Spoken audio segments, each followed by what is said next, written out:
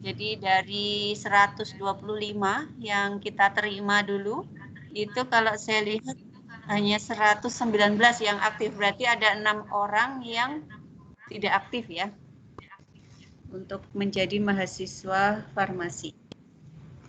Baik, ada 101. Apakah kita mulai sekarang atau kita nunggu sampai penuh?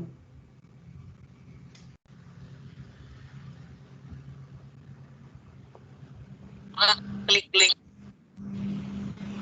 Mulai aja kali ya.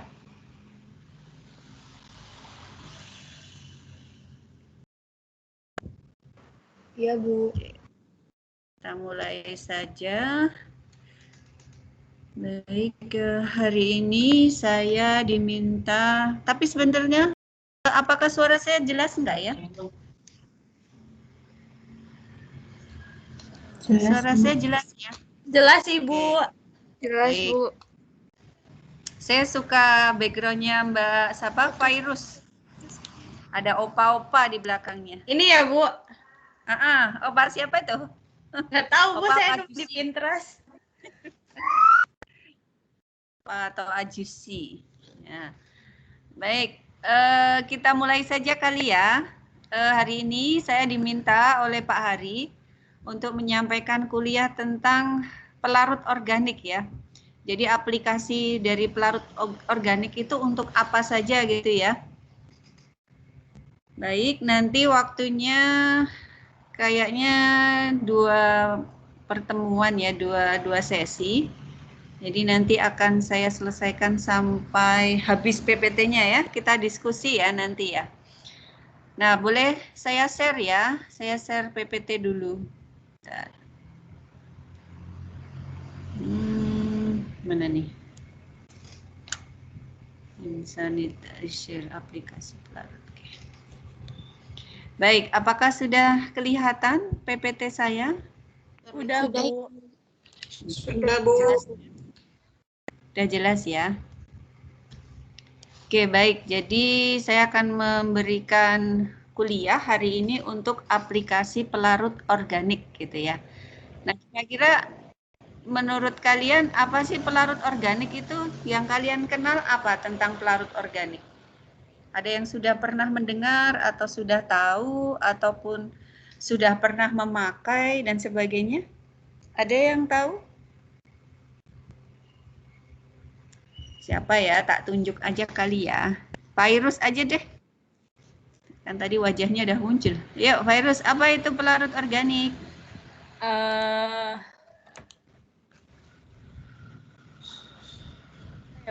Bentar. Nggak tahu, Bu. Nggak tahu. Iya. Hah? Ya, yang aku kenal siapa ya? Husen. Sen. Nah. Sen. Apa Sen? Pelarut organik itu apa Sen? Husen udah masuk belum ya? Udah ya? Sen, kamu Masih kemana? belum tahu, Bu. Hah? Masih belum tahu. Oh, masih belum tahu. Baik, siapa lagi ya? Satu lagi saya tanya, siapa ya tadi yang salah WA saya tadi siapa ya? Saya suruh masuk grup 2. Nah, ternyata saya tutorialnya bukan grup 2. Siapa tadi ya? Dek. Iya, lupa. Mbak Nadila Nur Oktaviani. Apa itu pelarut organik?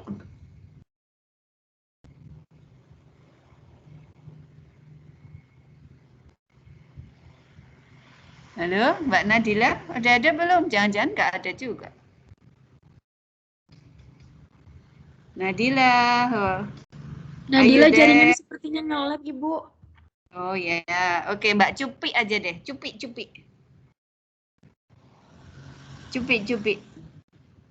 Iya, Ibu.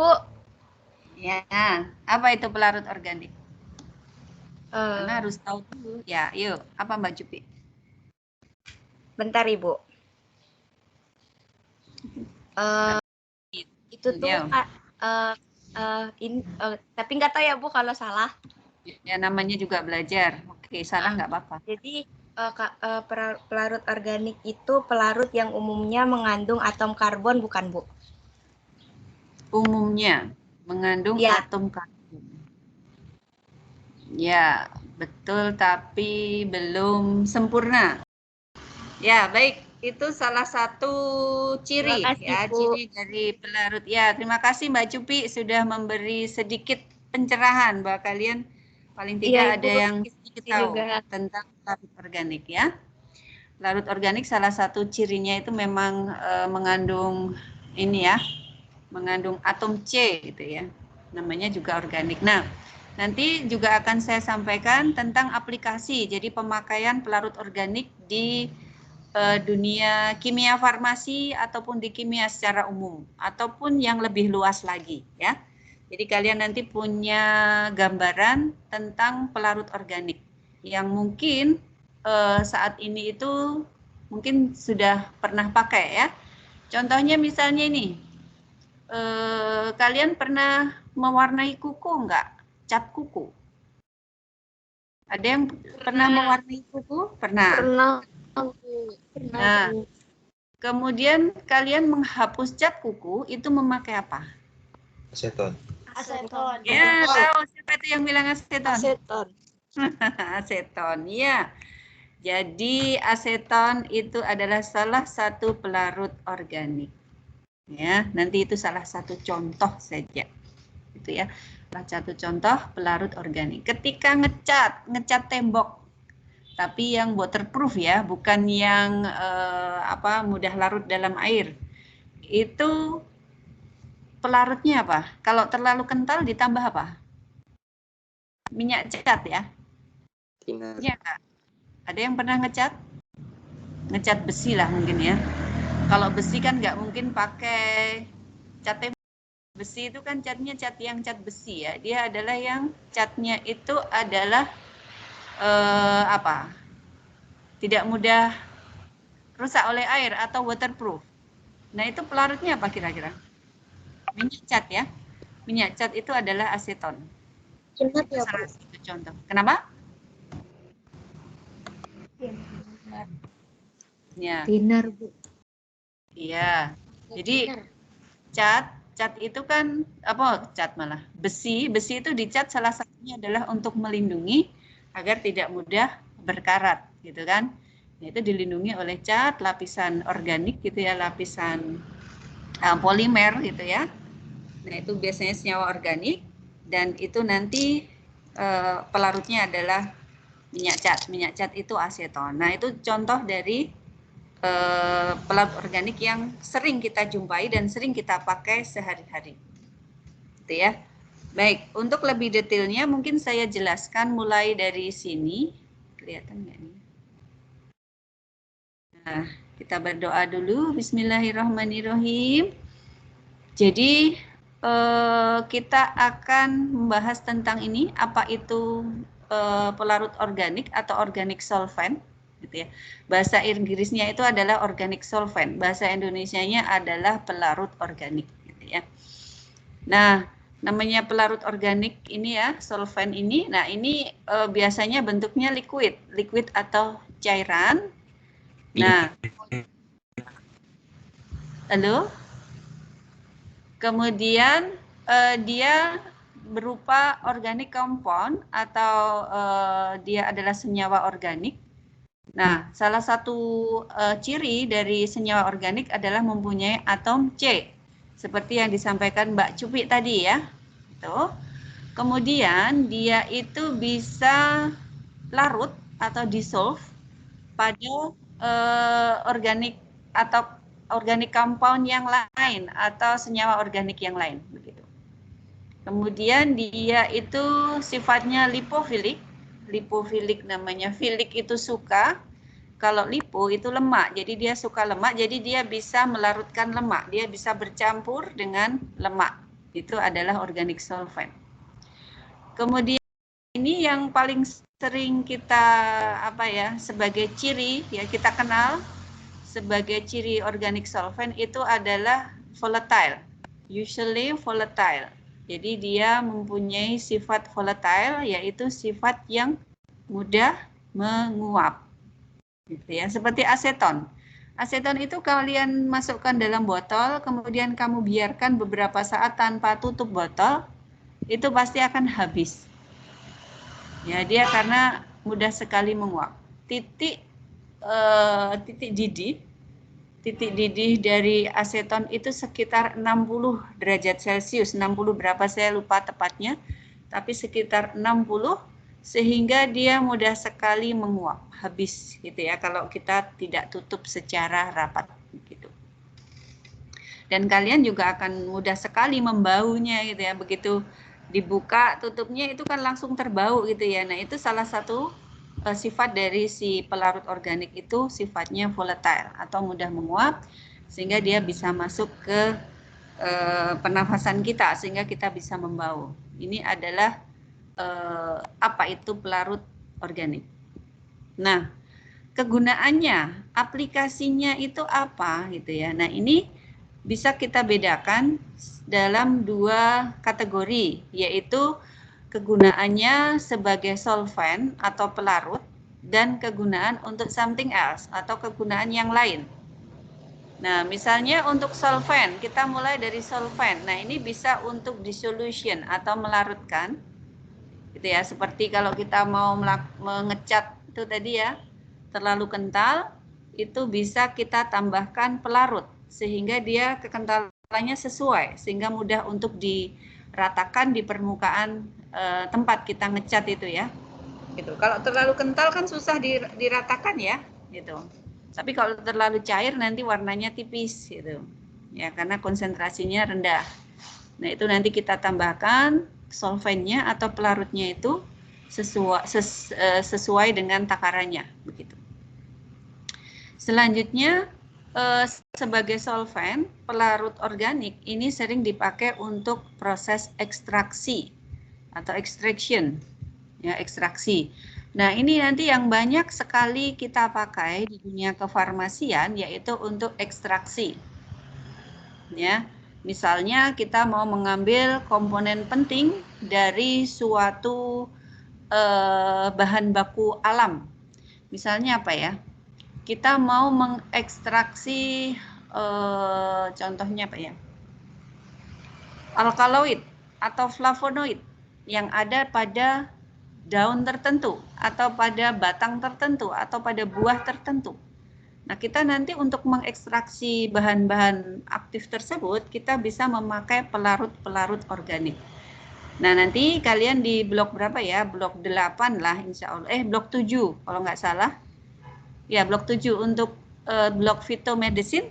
Nanti kalian akan belajar lebih banyak tentang ekstraksi ini. Pemilihan solvent atau pemilihan pelarut yang sesuai untuk ekstraksi. Nanti kalian ada di phytomedicine. Paling tidak kalian sudah tahu dulu ini apa itu solvent, apa itu ekstraksi itu ya. Nah, seperti itu. Jadi senyawa-senyawa aktif itu nanti akan tertarik atau larut ke dalam pelarutnya ini sehingga bisa dipisahkan dari komponen-komponen lainnya begitu.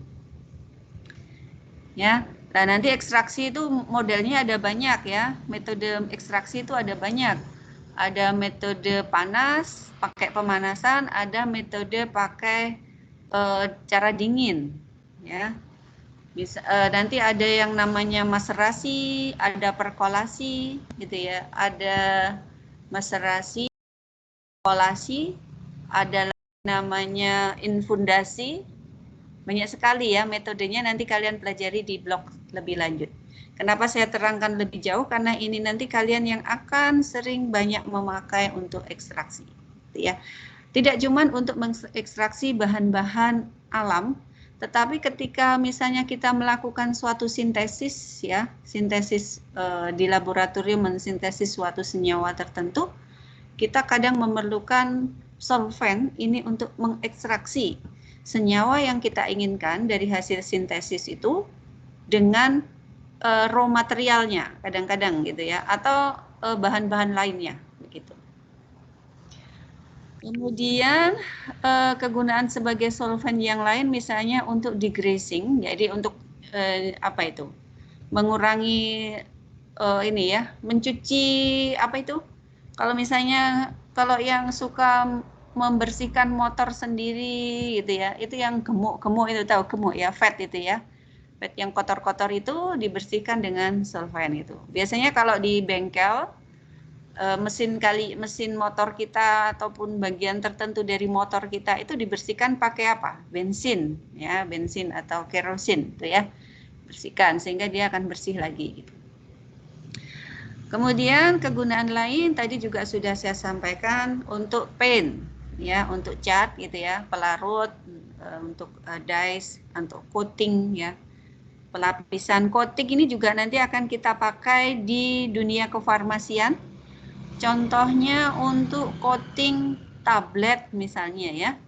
Jadi kita akan membuat tablet lapis selaput misalnya. Nah, coating untuk membuat selaput yang melapisi tablet itu nanti dibuat bentuk seperti cairan dulu, setelah itu disemprotkan ke dalam tablet-tablet itu. Nah, kemudian nanti sambil dihangatkan, dikasih udara begitu sambil diaduk gitu, nanti lama-lama tabletnya itu akan tercoating atau tersalut. Nah, pelarut yang dipakai untuk coating ini adalah pelarut organik. Tapi tentunya kalau nanti untuk coating tablet ini tentunya adalah pelarut organik yang edible atau tidak toksik terhadap tubuh manusia. Ya, contohnya etanol misalnya ya. Etanol itu kan dalam jumlah kecil kan tidak bermasalah ya. Pun nanti di dalam tubuh manusia dia akan dimetabolisme kalau jumlahnya kecil ya. Jumlahnya kecil itu akan dimetabolisme menjadi asam asetat yang akan masuk ke siklus Krebs menjadi energi gitu ya. Gitu. Tapi kalau jumlahnya banyak itu nanti metabolismenya tidak mampu sehingga etanol ini akan menempati reseptor GABA ya yang ada di di sel saraf sehingga nanti kita akan terdepresi sarafnya gitu ya, jadi tertidur dan sebagainya. Mungkin kalau yang suka nonton drama Korea si opa-opa itu ya sering lihat tuh orang minum alkohol dalam jumlah sedikit gitu dia masih oke, tapi setelah dia kebanyakan minum alkohol itu dia akan tertidur sampai pagi gitu ya. Nah itu karena apa? Karena sudah jumlahnya terlalu banyak sehingga dia akan menempati reseptor yang ada di dalam saraf kita itu sehingga menjadi terdepresi, jadi menjadi mengantuk gitu ya. Nah, hal ini juga mungkin nanti kalian akan menemui beberapa hal, misalnya bekerja di rumah sakit menemui pasien yang mengalami kecelakaan gitu ya sambil mabuk. Nah, ini nanti harus hati-hati ketika memberikan obat-obat yang hubungannya dengan saraf gitu ya. Kalau dia sudah mabuk, tentunya reseptor GABA-nya itu sudah terpenuhi alkohol. Kalau kemudian ditambah dengan obat yang mendepresi, misalnya penghilang rasa sakit dan sebagainya, tentu saja efeknya menjadi sinergis. Nah, itu bisa tertidur selamanya itu ya. Dulu mungkin ada kasus dulu ya. Dulu ada kasus artis gitu ya, dia accident, kecelakaan di subuh-subuh. Setelah itu itu tidak pernah bangun karena kemungkinan ada kesalahan dalam pemberian anti nyeri dan sebagainya gitu. Nah, ini adalah pengalaman yang luar biasa ya yang perlu kita tahu tentang hal itu gitu. Kalau nonton film Korea drama jangan cuma dilihat ceritanya, tapi kalau kalian dari farmasi ya harus tahu kenapa kok dia habis minum alkohol kok jadi seperti itu gitu ya. Ya, jadi keracunan. Oke. Intermezzo biar kalian lebih tertarik. Kemudian bisa untuk dilution ya, mengencerkan ya, atau dispersal atau mendispersikan. Kemudian sebagai solvent misalnya untuk dry cleaning ya, kalau kalian mencucikan baju kalian dengan dicuci dry, nah itu maksudnya itu ya dicuci tapi pelarutnya bukan pelarut air. Ya, kalau pakai sabun kan pelarutnya air ya, dimasukkan air, mesin cuci dengan air gitu ya.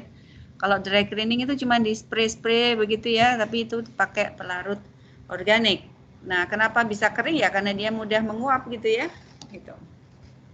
Kemudian kegunaan lain dari solvent ini adalah bisa sebagai fuel.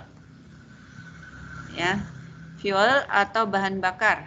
Bahan bakar contohnya misalnya bahan bakar pesawat, bahan bakar motor, ada Pertamax, Pertalite, ada premium, nah ada solar, nah itu adalah semua adalah organic solvent masuknya ya.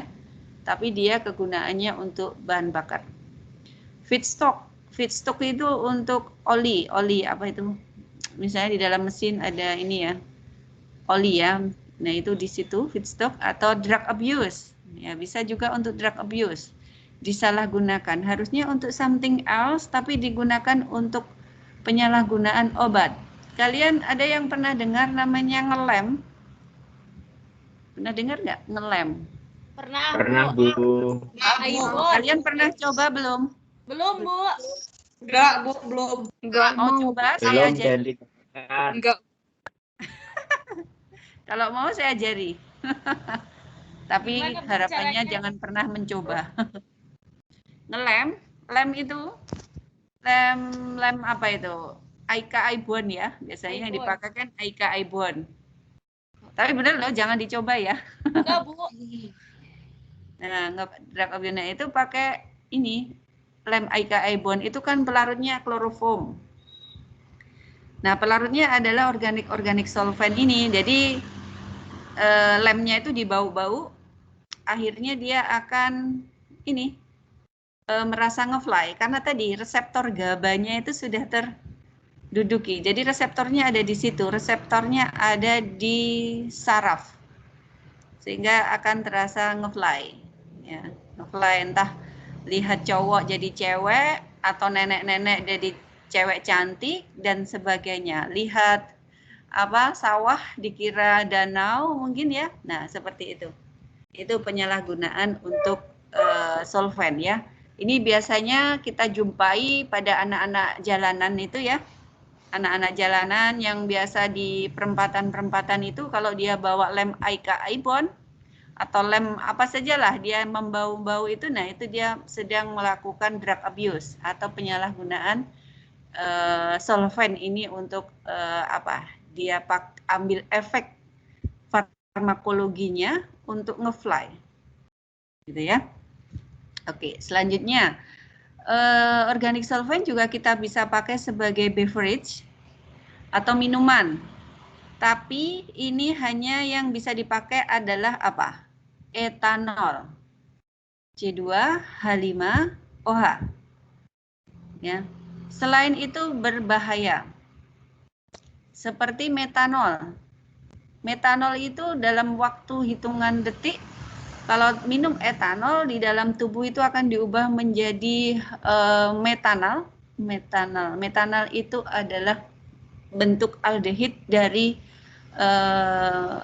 senyawa C1 itu ya. Itu sering disebut juga sebagai formalin ya. Nah, dalam hitungan detik lagi dia setelah metanol oksidasinya akan menjadi apa itu? Nah, menjadi asam semut atau asam karboksilat itu. Nah, itu sangat toksik. Ya, kalian pernah dengar atau pernah melihat atau membaca berita tentang ini? Orang minum oplosan. Pernah dengar ya? Pernah, Bu. Bu. Ada yang dicampur autan. Ya.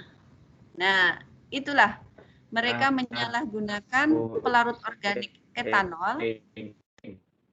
Ya, menyalahgunakan pelarut organik etanol itu untuk ini tadi apa ya? Dia mau beli etanol nggak mampu gitu ya. Kadang-kadang lebih mahal ya. Kalian kalau beli bahan kimia ya, saya kasih tahu. Beli bahan kimia etanol dengan metanol itu harganya jauh lebih berbeda. etanol itu pakai pajaknya luar biasa. Kalau kita mau eksperimen di dalam laboratorium pakai etanol ini, nah ini nanti bisa pajaknya mahal sekali. Tapi kalau metanol enggak. Itu karena memang etanol ini bisa dipakai untuk minuman. Nanti jadi pajaknya kayak setara dengan whisky, kemudian setara dengan wine dan sebagainya. Gitu ya. Kemarin saya baca berita di mana ya? Saya buka di Google. Itu ada berapa orang? 7 orang meninggal karena minum hand sanitizer. Nah, mungkin dia baca hand sanitizer itu kan isinya sekitar 70% adalah alkohol gitu ya. Padahal alkohol yang untuk hand sanitizer kan belum tentu dia adalah etanol, bisa propanol, bisa metanol gitu ya. Seperti itu. Jadi mereka meninggal lah. Itu di Rusia ya karena dia kehabisan bir, dia minumnya hand sanitizer. Gila kan dia itu. Ya. Apalagi campur autan gitu ya. Dan sebagainya. Baik. Kalian tahulah sekarang ya. Jangan pernah mencoba oplosan. Kalau saya boleh bercerita. Kakak kelas kalian, saya tidak menyebut nama, tidak apa-apa, yang penting kalian bisa menjadi pelajaran. Bahwa kalian nanti, ataupun yang sekarang sudah kos, misalnya kos gitu ya, jauh dari orang tua, jangan sampai salah pilih teman ataupun kawan. Gitu ya. Nah ini, kalau salah pilih kawan, akhirnya bisa terjerumus ke hal-hal yang di luar tujuan kalian merantau pergi ke Jogja untuk belajar. Yang satu mungkin kecanduan game, kemudian ada kecanduan minuman keras, ada kecanduan obat-obatan terlarang, pergaulan bebas. Itu akan kalian hadapi. Jadi kalian harus hati-hati. Selalu ingat ketika akan melakukan sesuatu, ya, dalam hal pergaulan, silahkan lihat kembali. Tujuan kalian datang ke Jogja ini adalah untuk belajar. Ya, walaupun kami tidak melarang kalian melakukan berteman, berpesta dan sebagainya, itu hak kalian, gitu ya. Tapi harus tahu tujuan semula, roadmap-nya atau roadmap. Jadi kalian itu targetnya tahun ini apa, tahun selanjutnya apa, dan seterusnya. Nah, ini karena saya mau cerita. Jadi kakak kelas kalian dulu, itu ada yang salah mengambil teman. Dia berteman dengan teman sedaerahnya dari luar UMY, gitu ya, dari univ lain, begitu. Tapi teman satu daerahnya, dia sudah kenal sejak lama dengan di daerahnya sana. Ternyata di sini dia salah ini. Akhirnya dia meminum oplosan. Nah, apa yang kita dapati? Anak tersebut sudah meninggal di dalam kamar. Di dalam kamar kosnya. Berdua dengan temennya itu. Jadi kayaknya pesta miras lah di situ tuh, di kamar itu. Nah, polisi tahu anak itu adalah mahasiswa UMY, ya. Itu dari jas lab-nya. Jadi dia punya jas lab kan? Kalian punya jas lab khusus kan? Itu tercantel di hanger di kamarnya. Jadi tahu, wah ini pas anak UMY. Setelah ditelusur memang itu adalah anak farmasi. Nah, ketika itu dia semester berapa ya? Semester 3, semester 4, tahun kedua. Jadi kalau saya bilang dia itu sudah belajar farmasi tapi belum khatam. Jadi nggak paham tentang organik solvent. Ya, itu cerita aja. Jadi kalian harus berhati-hati. Ya, janji ya. Oke. Iya, Bu. Ya, ini pengalaman luar biasa. Itu tahun 2015. Kejadian itu tahun 2015 ketika pertama kali saya menjadi kaprodi waktu itu. Ya, heboh lah itu. Sampai saya semalam nggak tidur. Begitu tahu berita itu, semalam saya nggak tidur karena saya harus menjawab banyak sekali pertanyaan. Jangan diulang ya. Astagfirullahaladzim. Baik, selanjutnya organik solvent bisa sebagai antifreeze atau anti pembekuan. Ya, anti pembeku misalnya kalau sekarang di Eropa itu sedang musim dingin ya. Musim dingin mobil itu kan ada apa? Ada pendingin ya. Ada pendinginnya di situ.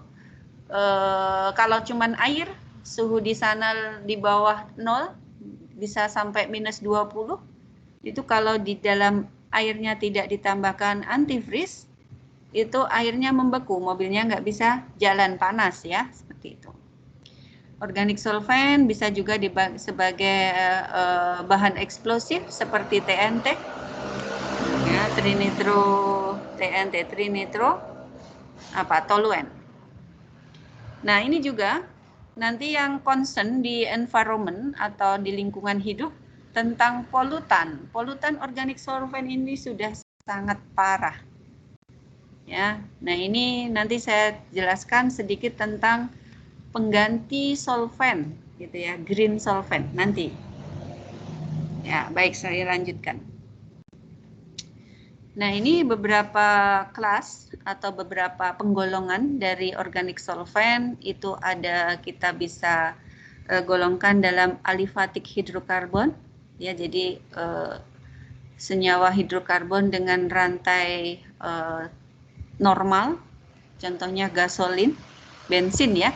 Kemudian ada yang siklik hidrokarbon, yang hidrokarbon dengan bentuk siklik, misalnya sikloheksan. Kemudian ada yang aromatik hidrokarbon, misalnya benzen atau toluen. Aromatik itu berarti ada cincin benzen ya, ada ikatan rangkap terkonjugasi ya, selang-seling ya, yang terbentuk dari dari orbital P gitu ya, sehingga membentuk ikatan pi. Masih ingat ya pi sama sigma? Masih ingat apa yang saya ajarkan kemarin blok 1? Ya. Kemudian ada golongan keton. Ini contohnya aseton. Ya, tadi yang saya sebutkan sebagai contoh awal tadi adalah golongan keton karena dia memiliki gugus keton atau memiliki gugus karbonil ya. Kemudian ada golongan aldehyde ya, asetaldehyde contohnya alkohol. Golongan alkohol itu biasa yang kita pakai adalah etanol atau metanol. Ini banyak sekali dipakai di dunia kefarmasian, terutamanya untuk ekstraksi bahan-bahan aktif dari suatu campuran begitu ya. Baik campuran secara alami ataupun campuran dari hasil sintesis. Kemudian ada golongan ether, itu contohnya glikol ether, atau yang golongan ester, ini contohnya etil asetat. Ya, nanti kalian juga akan sering memakai etil asetat. Selanjutnya ada golongan nitrohidrokarbon. Ini senyawa hidrokarbon yang tersubstitusi gugus nitro, contohnya TNT, trinitro toluen atau etil nitrat. Kemudian ada yang terhalogenasi, alkana yang terhalogenasi misalnya adalah kloroform atau karbon tetraklorida atau karbon trikloroklorida. Ya, ini kalau alken, kloroform. Kemudian ada yang campuran, mixture, kerosin. Ya, misalnya seperti itu. Ini adalah penggolongan-penggolongan. Nah, selanjutnya saya akan menerangkan tentang kesepakatan-kesepakatan yang biasa kita jumpai gitu ya di kimia organik atau di kimia farmasi begitu ya. Apa yang disebut sebagai terlarut, apa yang disebut atau sering disebut dissolve, larut, terlarut gitu ya. Nah, ini nanti sebagai dasar ketika nanti kalian misalnya sudah mengaplikasikan cara ekstraksi ya, melakukan ekstraksi. Nah, ini sangat diperlukan untuk dasar bahwa target senyawa yang akan kita ambil itu bisa terambil atau tidak. Ya, senyawa yang target yang akan kita ambil, misalnya dalam proses ekstraksi, itu akan bisa terekstraksi kalau dia sesuai dengan pelarutnya. Jadi di sini hubungannya bahwa suatu senyawa itu dissolve atau terlarut itu ada like dissolve like. Ya, jadi dia suka sama suka gitu. Kalau dia tidak saling suka, itu dia tidak akan bisa larut. Kalau kita melakukan proses ekstraksi, itu kita tidak bisa mengambilnya, gitu ya. Nah, di sini ada prinsip polar substances, ya, senyawa polar, senyawa-senyawa polar itu dissolve pada solvent yang jadi sama-sama polar. Kemudian senyawa nonpolar itu akan dissolve atau larut dalam senyawa-senyawa nonpolar. Nah, kalau untuk organic solvent itu adalah sifatnya nonpolar. Gitu ya. Dia sifatnya nonpolar, sebagian besar nonpolar, tapi ada juga yang polar seperti metanol, etanol itu adalah senyawa-senyawa polar. Tapi dia termasuk dalam organic solvent. Dia bisa melarutkan, dia disebut sebagai universal solvent karena dia bisa melarutkan senyawa-senyawa polar dan non polar. Ya, dia luar biasa itu etanol ataupun metanol itu. Nah, kemudian ada kesepakatan di sini. Mohon maaf ya, kamar saya pinggir jalan jadi banyak motor. Ngueng itu. Tetangga saya tuh banyak mahasiswa jadi dia masih muda ya, sukanya motor itu knalpotnya seneng kalau suaranya keras gitu ya. Dan dia ngebut. Kebetulan jalannya agak besar. Jadi dia ngebut. Gak apa-apa ya. Jadi kalau saya diem ada motor artinya biar saya tidak saingan saja. Oke, selanjutnya ada kesepakatan lain. Apa itu yang disebut solution atau larutan? Nah, solution atau larutan itu adalah suatu larutan, suatu suatu massa yang bentuknya liquid gitu ya, dan dia homogen yang mengandung lebih dari satu substansi ya dalam berbagai variasi konsentrasi. Ya, kesepakatannya untuk substansi yang jumlahnya sedikit itu disebut sebagai solute. Tapi kalau untuk substansi dalam campuran itu yang jumlahnya banyak itu disebut sebagai solvent atau pelarutnya. Jadi kalau kalian melarutkan garam misalnya ya, garam dapur 1 sendok ke dalam 1 gelas air, maka mana yang disebut sebagai solute dan mana yang disebut sebagai solvent? Ada yang bisa menjawab? Berdasarkan kesepakatan ini.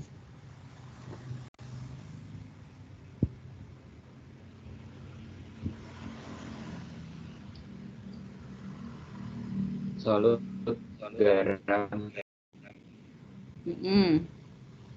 Solventnya apa?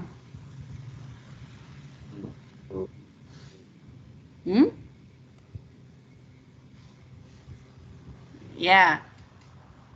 Kan kalau garam dapurnya 1 sendok. Ya, garam 1 sendok itu adalah solute atau zat yang terlarut. Sedang solvent itu adalah air yang segelas tadi. Gitu. Itu adalah kesepakatan umum. Jadi dalam kondisi apapun nanti ke depannya untuk campuran, suatu campuran gitu ya. Kalau yang jumlahnya banyak itu adalah pelarutnya atau solventnya. Sedang yang jumlahnya sedikit itu adalah zat terlarut atau solutnya. Gitu ya. Nah, ini dalam bahasa Inggrisnya adalah seperti ini, yang jumlahnya ekses, ya, yang jumlahnya ekses itu disebut sebagai solvent, ekses itu berlebihan, kemudian yang minor components itu adalah yang disebut sebagai solute. Baik, Nah, di sini hubungan antara solubility and polarity. Solubility kelarutan dan polarity atau nilai dari senyawa polar dan dari polar dan non polarnya. Nah, di sini hubungan antara solut dan solvent yang ini solut A dan solvent B gitu ya misalnya. Apabila solutnya itu non polar, kemudian solventnya itu non polar juga. Ini interaksi antara solut dengan solutnya itu rendah. Kemudian antara solvent dan solventnya itu rendah, interaksi molekulnya maksudnya ya.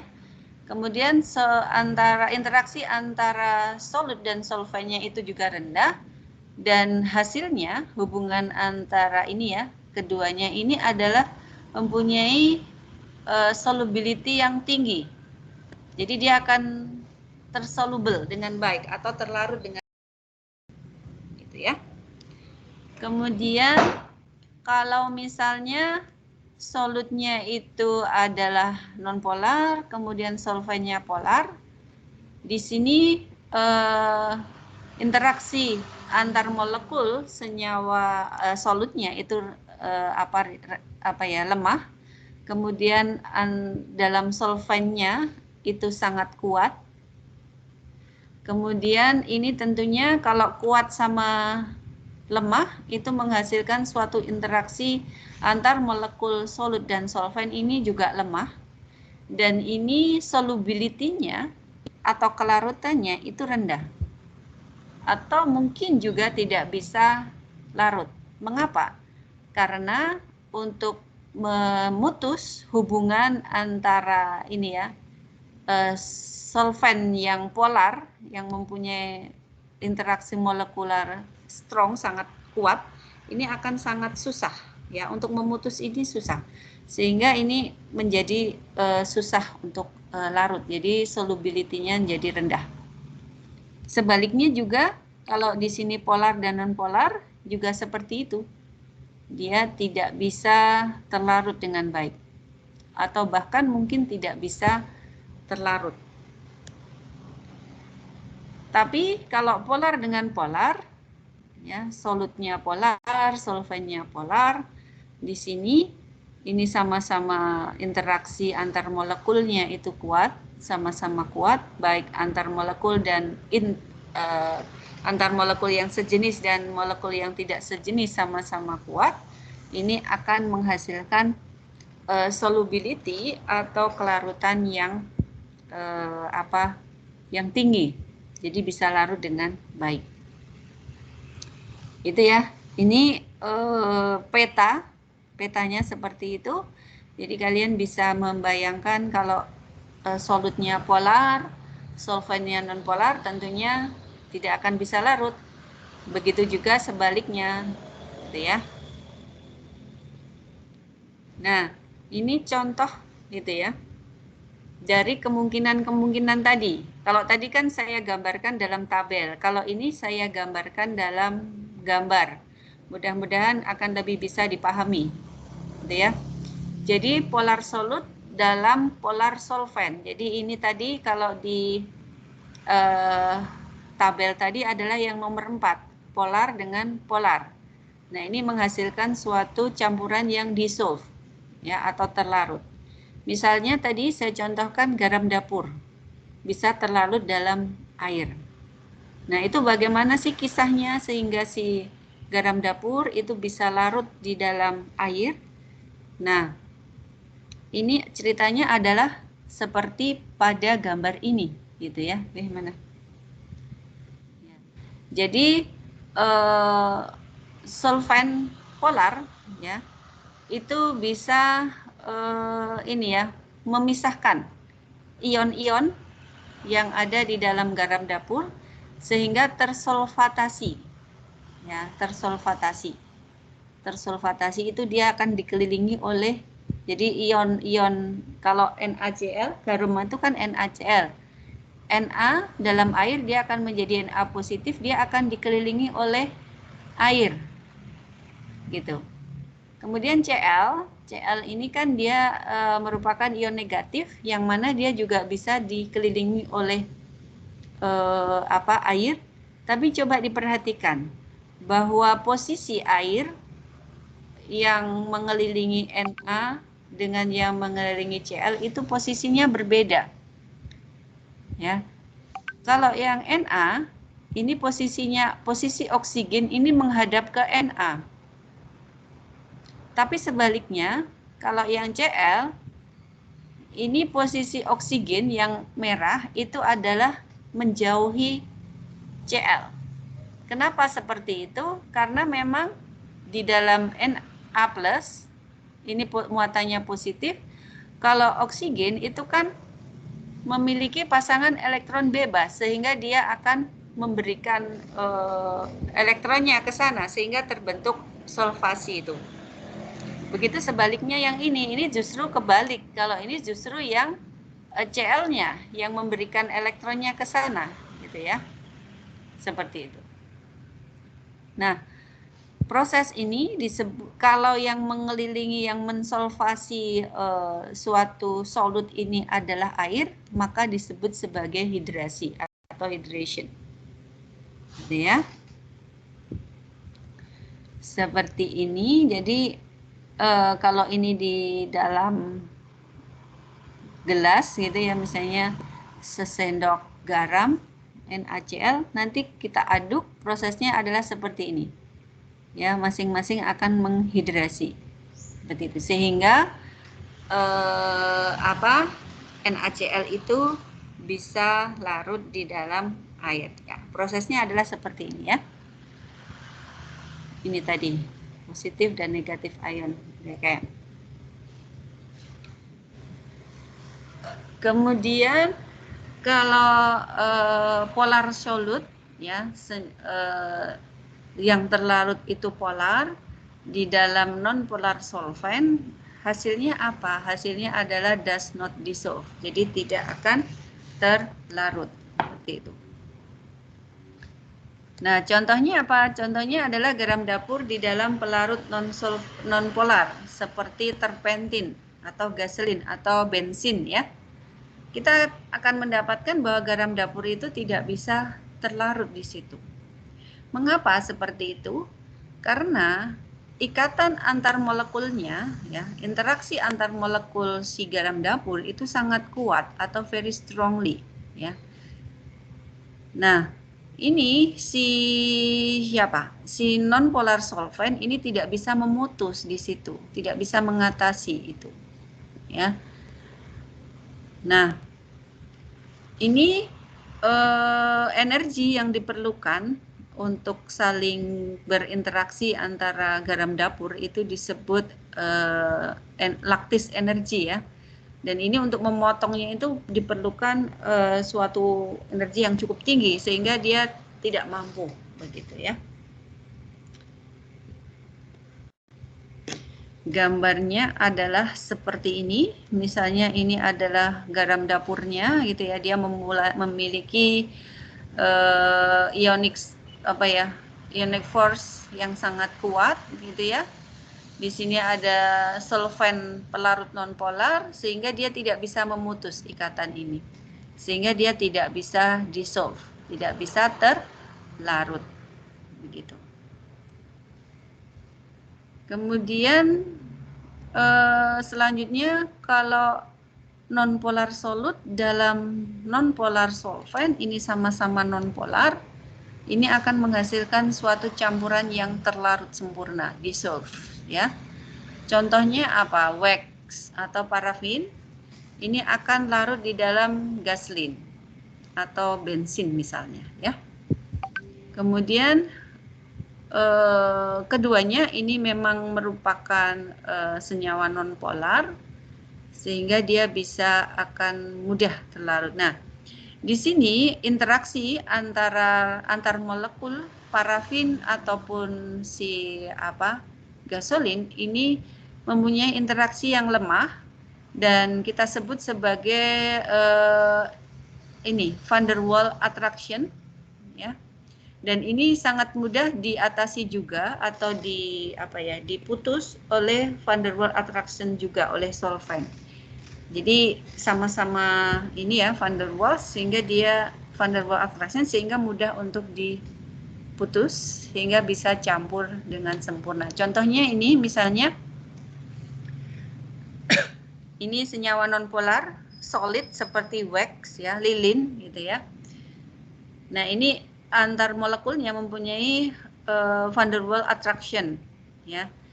Di sini solvent nonpolarnya seperti gasolin, ini juga mempunyai van der Waals attraction, sama-sama lemah, dan ini kalau dicampur begitu dia akan terlarut baik, tuh ya. Tuh. Kemudian ini yang terakhir untuk atraksinya atau interaksinya nonpolar solid dan dalam polar solvent. Ini kasusnya sama dengan yang tadi, jadi dia tidak akan bisa larut. Gitu ya.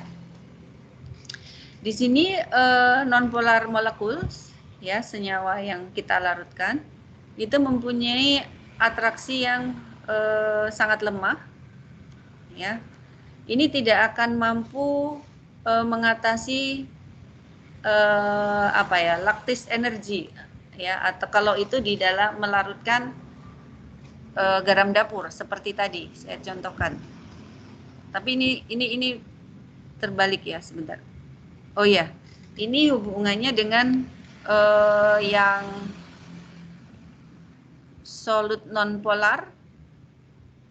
Ya, misalnya apa? Solid nonpolar itu bentuk cairan misalnya apa?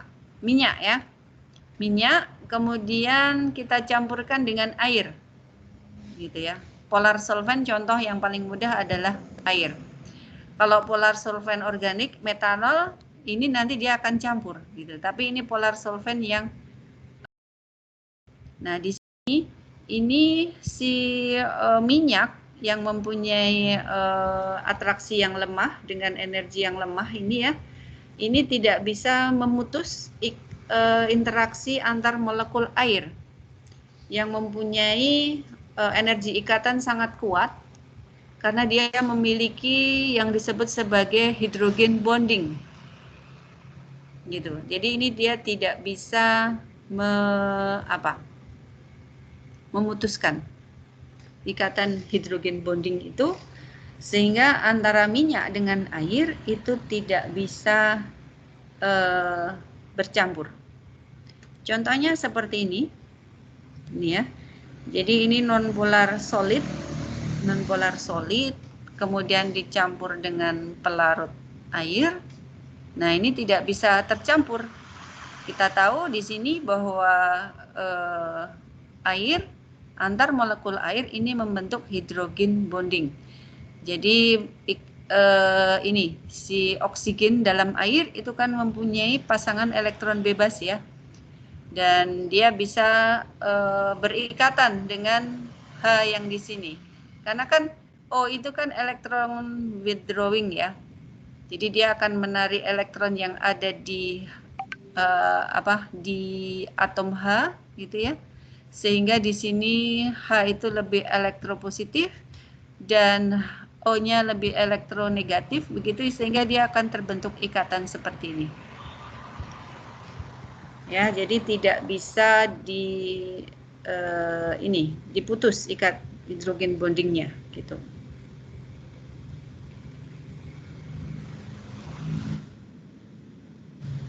Kemudian saya melanjutkan untuk gaya intermolekular ya, sebenarnya sih menceritakan hubungan interaksi tadi ya, interaksi antar molekul tadi. Misalnya interaksi antar molekul air dengan air itu adalah terbentuknya hidrogen bonding gitu ya. Nah, ini bisa seperti itu karena ada gaya intermolekular gitu ya. Gaya intermolekularnya yang pertama adalah yang disebut ion dipole force gitu ya. Ini dipole ya, dipole itu ada dua kutub gitu ya, diposisikan di sebelah ion dengan sedemikian rupa sehingga ion dan muatan diatur secara linear. Jadi posisinya akan seperti ini. Kalau ini solutnya positif, nanti si solvennya pada kutub yang negatif dia akan, tadi saya gambar proses hidrasi dari Na positif ya dalam proses pelarutan NaCl. Kemudian bisa juga dipole force ini ya, seperti ini. Jadi ini tertarik oleh terbentuk dengan sendirinya karena sifatnya yang elektron withdrawing misalnya begitu, sehingga dia menjadi elektropositif dan elektronegatif. Nanti antar molekulnya akan seperti itu. Jadi posisinya seperti itu. Kalau seperti ini posisinya akan membentuk ikatan sigma. Kalau posisinya seperti ini akan membentuk ikatan pi. Masih ingat ya? Dulu saya ceritakan. Kemudian ada yang disebut dipole induced dipole force. Ya, ini contohnya adalah oksigen dalam suatu yang diisolasi, maksudnya dia tidak ada pengaruh apapun, dia adalah seperti ini. Tapi begitu di sebelahnya ada air misalnya, gitu ya, ada air. Nah ini dia akan menginduksi sehingga oksigen yang O2 itu tadi ya, salah satunya ini akan terpolarisasi ya, menjadi elektronegatif dan di sini elektropositif begitu. Nah ini hubungannya dengan adanya induksi dari senyawa ataupun molekul di sekitarnya begitu, sehingga dia menjadi bermuatan positif ataupun negatif. Nah ini biasanya secara instan gitu ya. Kemudian ini contoh-contohnya adalah seperti ini, misalnya ini non polarisasi, kemudian secara instan dia akan terpolarisasi satu, ini akan menginduksi yang lain sehingga menjadi seperti ini. Ini juga gitu ya, ini ceritanya seperti itu. Nah, tadi interaksi antar molekul tadi yang saya sampaikan di atas ada hidrogen bonding. Nah, apakah itu hidrogen bonding? Di sini adalah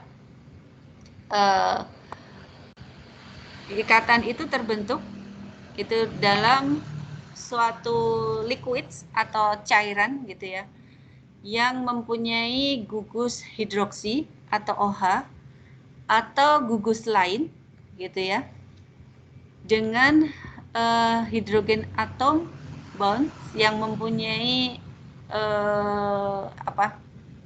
ikatan yang punya atom hidrogen yang terikat di situ, dan dia akan berinteraksi ya dengan atom X gitu ya. Dan ikatan ini jadi seperti ini misalnya, ini ya gambarnya kalau diterangkan tuh susah banget. Jadi ini ada hidroksil group ya, dia mempunyai hidrogen akan berikatan dengan suatu atom tertentu yang memiliki elektron pasakan bebas gitu. Nah, di sini tidak harus oksigen ya. Misalnya nitrogen ataupun sulfur itu bisa terbentuk, atau fosfor ini akan terbentuk hidrogen bonding. Ya. Dan apabila di dalam campuran itu terdapat hidrogen bonding, nah ini akan menjadikan senyawa itu mempunyai boiling point atau titik didih yang tinggi. Mengapa? Karena ikatan hidrogen ini sangat kuat ya untuk melepas. Kalau dia sampai mendidih kemudian menguap, itu kan berarti satu molekul menguap kan. Nah, ini harus terlepas ya. Hidrogen bondingnya itu harus terlepas dulu untuk bisa menguap. Gitu ya. Jadi ini definisi generalnya ya. Hidrogen bonding itu adalah terjadi ketika ikatan hidrogen atom terbentuk ikatan kedua yang terbentuk gitu ya, misalnya seperti ini. Jadi ini kan hidrogen dengan, oh ini kan sudah terikat ya, ini secara kovalen. Nah ini dia mengikat lagi di sini. Nah ini second bonding ini yang disebut sebagai hidrogen bonding. Nah biasanya ditandai dengan tanda apa? Titik-titik gitu ya. Gitu. Nah ini beberapa contoh di alam gitu ya, yang terbentuk ikatan hidrogen. Contohnya ini di dalam DNA gitu ya, antar asam amino itu akan terbentuk hidrogen bonding. Itu. Ini di dalam metanol juga terbentuk hidrogen bonding. Etanol itu juga hidrogen bonding. Jadi kalau ini adalah campuran antara air dengan alkohol. Ya. Ini ikatannya sangat kuat. Ya, jadi kalau ada air, ada alkohol, itu akan terbentuk hidrogen bonding. Jadi kalau alkohol sendiri murni itu titik didihnya sekitar 70. Tetapi nanti kalau dia ada tambahan air, alkohol plus air itu titik didihnya menjadi lebih tinggi dari itu. Dan itu susah diperoleh sehingga saat ini ya, kalau di dalam bahan-bahan kimia itu ya, kita itu mencari 100% alkohol itu tidak ada. Di pasaran, etanol, contoh alkohol ya, etanol yang paling tinggi konsentrasinya itu hanya 98%. Yang 2% itu adalah air. Mengapa? Karena ini adalah adanya ini ikatan hidrogen tersebut. Ya, ini model ikatannya bisa antidromik, ada heterodromik, ataupun ada homodromik. Ini model-model ikatannya, begitu. Kemudian interaksi yang lain, mohon maaf sebentar ya.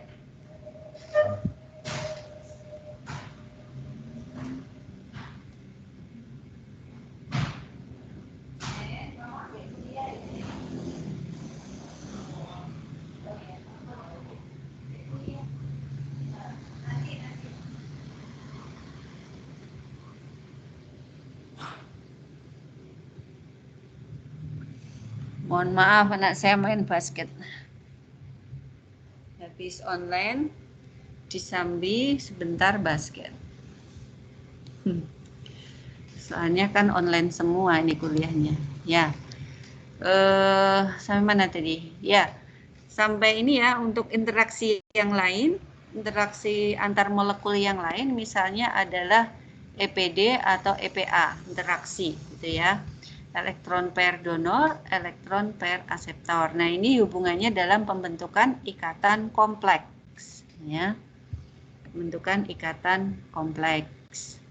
Contohnya kompleks apa? Yang kalian kemarin sudah praktikum, yang membuat apa? Membuat aspirin sudah belum? Sudah kan ya? Nah, Sudah. ya, nah, itu kan kalian salah satu menguji terbentuknya aspirin itu kan dengan ditambahkan larutan FeCl3. Betul nggak? Iya, Bu. Jadi nggak aspirin? Iya. Jadi nggak kalian aspirinnya? Enggak. Enggak. Bu. Nah, kamu dapetnya apa? Dapat apa? Kamu buatnya gimana? Apa dengan apa, ditambah apa dengan apa, diapain gitu? Asam salisilat. Sudah sesuai prosedur.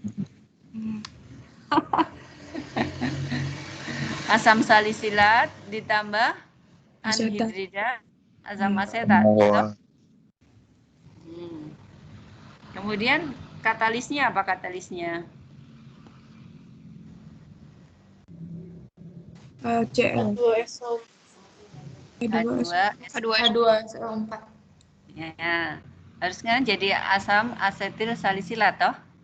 Tapi kamu dapatnya asam salisilat saja. Karena warnanya ungu, benar nggak? Mbak Iya, BCA3 Ibu. warnanya ungu kan? Iya, Ibu. Itu tidak terjadi esterifikasi. Jadi kan reaksinya reaksi eksterifikasi tahu itu. Jadi menempelkan asam asetat pada gugus karboksilat ya dari asam salisilat. Tapi selain gugus karboksilat, asam salisilat itu punya gugus OH, gitu dah. Nah, itu kalau nanti dia tidak terbentuk aspirin, itu nanti akan menghasilkan warna ungu. Tapi kalau terbentuk aspirin, nah itu nanti warna ungunya tidak terbentuk. Gitu.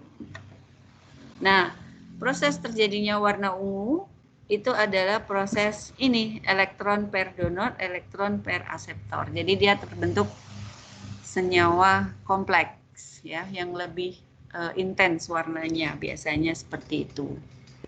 Ya, contoh lain pembentukan interaksi ini ya. Interaksi ini adalah terbentuknya kompleks antara apa? Tetrasiklin dengan kalsium. Ya, ini contoh saja ya. Tetrasiklin antibiotik, tahu ya, antibiotik tetrasiklin itu tidak boleh diberikan atau diminum bersama dengan susu atau sambil makan keju misalnya. Itu kenapa? Karena di dalam susu atau keju itu banyak mengandung kalsium. Nah, dia akan membentuk kompleks ya, senyawa kompleks yang molekulnya sangat besar. Sehingga dia hanya bisa dia tidak bisa terabsorpsi, dia hanya aja di saluran pencernaan dan tidak akan memberikan efek. Sehingga tidak sembuh gitu. Seperti halnya kalau tetrasiklin ini diberikan pada anak-anak dalam masa pertumbuhan di bawah umur 10 tahun. Atau tetrasiklin diminum oleh ibu hamil atau ibu yang sedang menyusui. Nah, tetrasiklin ini bisa menembus sawar plasenta ya. Nanti kalian akan belajar lebih jauh lagi. Tetrasiklin bisa menembus sawar plasenta sehingga dia bisa masuk ke dalam bayi. Ataupun kalau diberikan pada ibu yang sedang menyusui, tetrasiklin ini akan masuk bersama air susu dan diminum oleh bayi. Kalaupun pada anak-anak kecil masih dalam masa pertumbuhan, dia akan berinteraksi. Jadi tetrasiklin ini akan berinteraksi dengan kalsium, baik pada tulang ataupun pada gigi. Ya. Nah, akibatnya apa? Kalau dulu ibunya yang sedang hamil minum tetrasiklin sering gitu ya. Nah, ini nanti anaknya tulangnya akan berwarna kecoklatan. Jadi tetrasiklin yang sudah teroksidasi. Dia terdeposisi di dalam tulang, dalam kalsium. Gitu. Ataupun dalam inam yang akan nampak dalam giginya ya. Kalau dalam tulangnya dia menjadi tulangnya sangat rapuh begitu. Nah, antara tetrasiklin dengan kalsium ini adalah prosesnya adalah elektron pair donor, elektron pair aseptor interaksi ini. Jadi dari sini kalian juga sudah mengambil kesimpulan tadi ya, cara meminum obat itu harus disesuaikan dengan spesifikasi dari obatnya ataupun diberikan kepada siapa gitu ya. Nah, itu salah satu contohnya adalah seperti. Contoh lainnya masih banyak sekali ya, interaksi-interaksi obat itu masih banyak sekali. Ini untuk menjelaskan saja bagaimana terbentuknya kompleks. Nah, ini dengan pemberian elektron pair ya. Seperti tadi membentuk warna ungu dari asam salisilat dengan si Fe ya. Fe kan positif. Asam salisilat mempunyai gugus OH yang kayak elektron ya, pasangan elektron bebas ada di sana sehingga dia bisa diberikan di sana. Begitu. Ini contoh lain dari terbentuknya kompleks ya, dari senyawa yang kuning dengan colorless menjadi merah gitu ya. Kemudian interaksi yang lain ada yang disebut sulfophobic interaction. Nah, ini sebenarnya sudah saya jelaskan di atas tadi ya, bahwa air atau solvent itu, ini saya bilang air karena solventnya air, kalaupun solventnya adalah senyawa lain, jadi solventnya ini akan mensolvasi, gitu ya. Ada pada mengelilinginya, gitu ya. Begini ini contohnya. Tadi solvation ya, tadi sudah. Ini tadi misalnya Na, ini Cl, ini airnya adalah posisinya seperti ini. Tadi sudah saya jelaskan. Ini gambarnya tadi ya, yang lebih jelas adalah seperti ini. Posisi posisi hidrogen dan oksigennya berbeda ketika dia mengelilingi Cl dan Na. Jadi ini posisi air seperti ini. Ini oksigennya mendekat ke Na-nya, kalau ini sebaliknya. Oksigennya menjauh gitu ya. Jadi seperti ini. Ini yang memberikan elektronnya adalah Cl. Kalau ini yang memberikan elektronnya adalah yang airnya. Gitu. Nah, kemudian klasifikasi dari solvent. Klasifikasi solvent itu yang pertama bisa didasarkan pada chemical ini ya, berdasar pada chemical constitution ya. Misalnya contohnya molecular liquids ya. Ada ionic liquids atau atomic liquids gitu ya. Gitu. Kemudian kalau ini beberapa contoh alifatik dan aromatik hidrokarbon sebagai solvent. Ini contohnya seperti ini. Ini ada alkohol, ada karboksilat, ester dan sebagainya.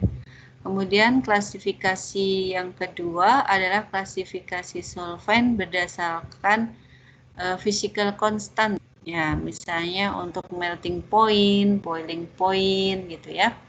Vapor pressure, heat of vaporization, index refraction, dan sebagainya. Ini kalau berdasarkan physical konstantanya. Ini contoh solvent seperti alkohol, etanol, ada butanol, metanol. Golongan ether itu contohnya di etil ether. Ini gambar-gambar strukturnya ya. Ini adalah alkanon misalnya. Kemudian aldehid, ini adalah metanol, toluen atau toluol, gitu ya. Nah, hal yang penting kalian pahami juga yaitu tentang toksisitasnya. Toxikokinetic of solvent. Bagaimana solvent ini bisa menyebabkan kita ketoksikan atau keracunan? Nah, solvent ini, ya organic solvent ini sangat mudah terabsorpsi, ya rapid absorption. Baik itu melalui inhalasi, pernafasan, ya ini terutamanya untuk volatile solvent. Kemudian ada transdermal route, ya kalau di tangan gitu ya, itu bisa masuk. Atau ingestion atau dimakan, ini jarang ya, kecuali memang minum oplosan ya. Nah, bagaimana solvent ini kalau masuk ke dalam tubuh kita didistribusikan? Jelas dia didistribusikan oleh lipid ya, atau pembuluh darah begitu. Dan solvent ini ya, organic solvent ini akan terdeposisi ya, jadi dia akan larut di dalam lemak tubuh gitu ya, atau jaringan-jaringan yang kaya lemak, dan akan disimpan di sana ya. Ini nanti yang menyebabkan gangguan karena susah untuk dikeluarkan gitu. Nah, untuk metabolisme organic solvent ini umumnya dilakukan oleh hati kita ya, oleh MFO, sitokrom P450 gitu ya, di dalam hati. Kemudian ini metabolismenya diubah ya menjadi senyawa yang tidak toksik gitu ya. Nah, ini kalau terlalu banyak dia akan tadi terdeposisi itu, hatinya juga tidak mampu sehingga hatinya bisa sakit hati ya. Aduh, sakit hati, bukan sakit hati itu, tapi heparnya ya yang mengalami gangguan. Nah, untuk ekskresi atau bagaimana solvent itu keluar dari dalam tubuh, itu bisa melalui urin, ya. Tentunya dia sudah melalui metabolisme dulu ya di dalam hati, ya. Solvent, kalau kita kemasukan organik solvent ke dalam tubuh, dia akan di dalam hati, itu akan di metabolisme oleh hati oleh MFO enzim itu, ya, menjadi suatu senyawa terkonjugasi yang mudah larut di dalam air sehingga dia bisa keluar lewat urin. Tapi kalau dia tidak terkonjugasi oleh senyawa yang tidak mudah larut air, maka dia tidak bisa keluar lewat urin. Mungkin kalau terkonjugasi oleh senyawa yang tidak larut air, yang lemak misalnya, nah nanti akan keluar bersama feses. Ya. Kemudian untuk pelarut-pelarut organik yang sifatnya volatile, ini nanti akan diekskresikan melalui pernafasan, ya, bersama dengan udara atau CO2 yang kita keluarkan saat kita bernafas, terutamanya yang volatile solvent. Misalnya orang habis minum alkohol, alkohol kan termasuk volatile ya. Nah ini tentu saja pernafasan si peminum tadi akan berbau alkohol, gitu ya. Oke, ini untuk toksikokinetik. Nah, bentuk dari toksisitas yang sering kita jumpai, gitu ya, yang pada umumnya kita jumpai dari solvent ini, itu sih misalnya lokal derma effect, ya. Nah, ini biasanya karena dia mengekstraksi lemak yang ada di kulit kita, gitu ya, sehingga terasa kering, gitu ya, kulitnya kering, gitu ya. Karena lemaknya diekstraksi, diambil oleh solvent, diikut bersama. Kemudian juga CNS, ya, Central Nervous System Depressant Effect. Jadi dia menyebabkan penekanan saraf pusat, gitu ya. Yang tadi ngelem itu tadi ya, ngelem itu adalah bentuk dari toksisitas organic solvent yang menekan saraf pusat sehingga dia ngefly, gitu ya. Atau neurotoxicity, mengganggu dari saraf, bisa menyebabkan hepatotoksik, gitu ya, hatinya tuh teracuni, atau nephrotoxicity, ini ginjalnya, atau bahkan juga dia bisa menyebabkan kanker, ya, dengan berbagai macam kanker karena sifatnya yang karsinogenik, gitu. Jadi kalau kalian nanti bekerja dengan solvent ya harus hati-hati, gitu. Kemarin saya masuk lab gitu ya, saya marah-marah dengan kakak kelas kalian gitu ya. Karena dia habis melakukan ekstraksi tanaman gitu ya, menggunakan metanol. Setelah itu dia melakukan penguapan metanol begitu saja di ruangan dekat teman-temannya dan sebagainya. Saya marahi itu. Ya. Tidak tahu bahwa metanol itu sangat berbahaya. Dia lupa pelajaran blok 2 itu ya. Nah itu tidak apa-apa, kita harus selalu mengingatkan.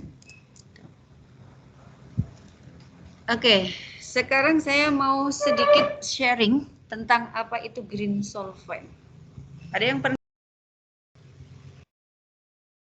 seperti greenhouse gitu ya, bukan rumah yang dicat hijau ya.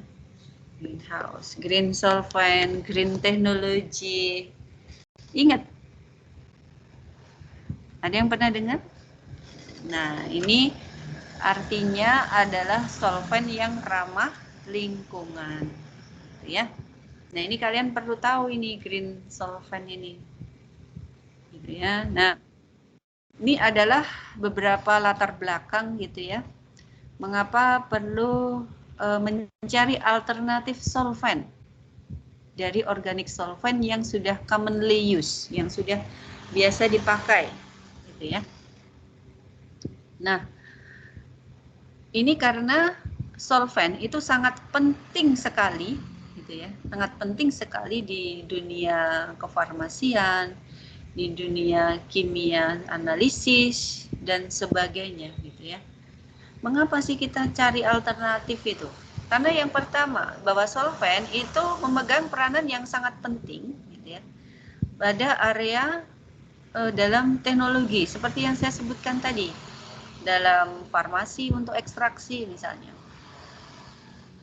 ya, misalnya dalam ini ya untuk melarutkan atau apalah gitu. Kalau solventnya itu adalah tidak ramah lingkungan, tentunya kan akan menghasilkan sampah yang luar biasa berbahaya, gitu ya.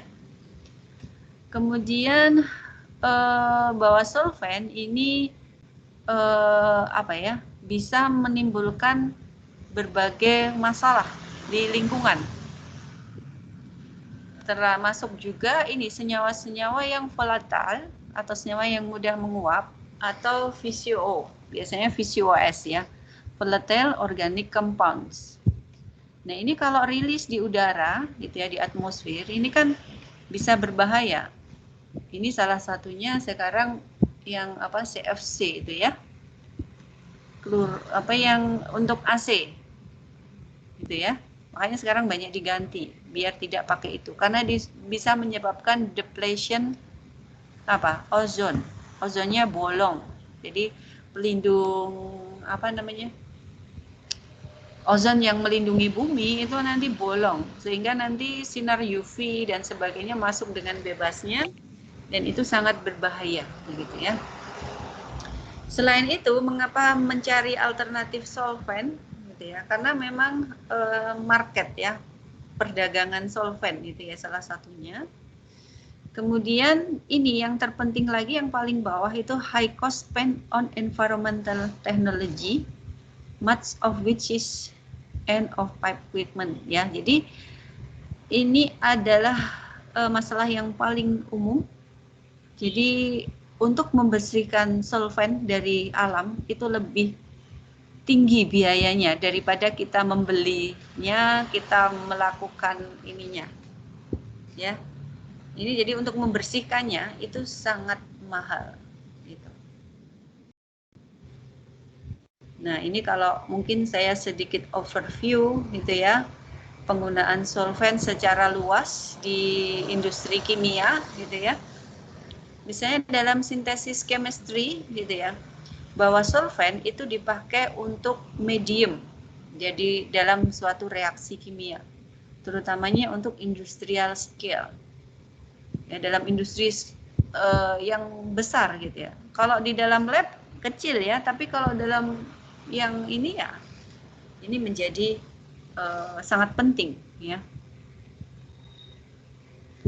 Kemudian solvent ini dalam sintesis chemistry ini juga sangat penting ketika kita melakukan purifikasi. Jadi ekstraksi tadi setelah sintesis panjang, kemudian kita mau mengambil senyawa tertentu. Nah itu kan kita harus pakai solvent yang bisa melarutkan senyawa yang kita ambil, sehingga kita bisa mengambil senyawa itu. Kemudian penggunaan lain yang sangat luas itu di analytical chemistry.